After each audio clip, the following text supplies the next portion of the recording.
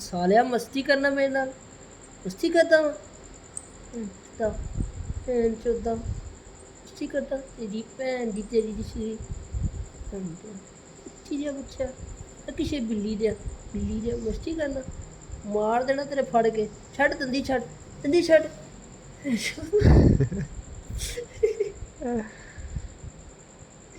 भैन दी श्री माइला मैं फड़ के कुट देना इत्थे तेनू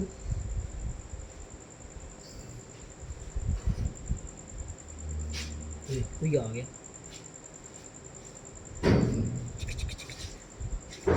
थक गई है बस कहते दवा आनी चाहिए ਇਹਨੂੰ ਛੇੜ ਦੇ ਬਾਬਰ ਕਰ ਦੀ ਕੁਛ ਕਹਿੰਦੇ